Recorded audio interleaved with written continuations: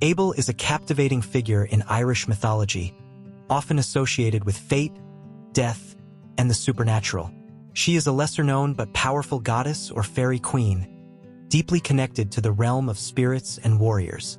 Like the more famous Morrígan, Aibell is thought to be a guardian of warriors, a harbinger of doom, and a link between the living and the dead.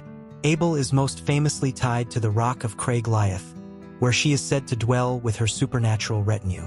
She is often described as a beautiful, otherworldly woman, sometimes appearing as a spectral figure to those fated to die. Much like the banshee, she is believed to wail for certain noble families, particularly the ruling line of Munster. However, her role extends beyond mere mourning. She is also a figure of power and prophecy, guiding the spirits of fallen warriors and overseeing the transition between life and death. One of the most intriguing aspects of Aibell's legend is her possession of a magical harp, which she played for those doomed to die in battle. The sound of her harp was said to be hauntingly beautiful but ominous, for anyone who heard it knew that their death was near. This ties into the broader Celtic tradition in which music and prophecy are often linked, with melodies serving as omens or supernatural messages.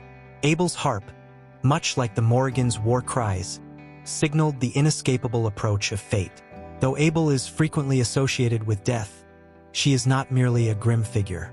In some versions of her myth, she is depicted as a fairy queen, leading a host of spirits and guiding the fates of warriors.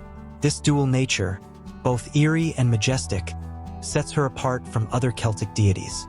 Unlike the more battle-oriented Morrigan, Aibell is not always seen actively influencing war but rather serving as an observer, one who marks the boundaries between life and the afterlife. Another key element of Aibell's mythos is her association with lovers and the doomed. Some tales suggest that she took mortal lovers, only for them to meet tragic fates.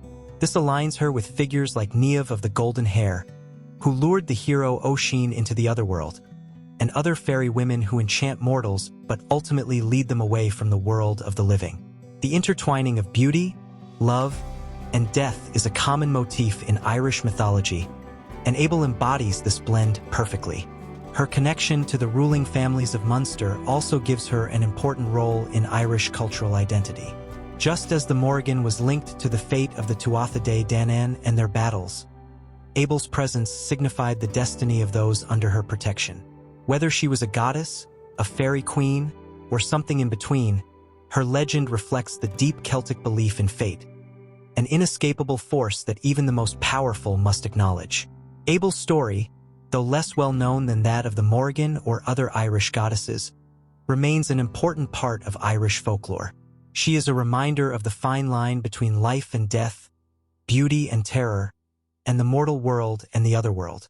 Whether appearing as a guardian, a lover, or a spectral musician playing the last song a warrior would ever hear, Aibell's legend endures as a haunting and evocative piece of Irish mythology.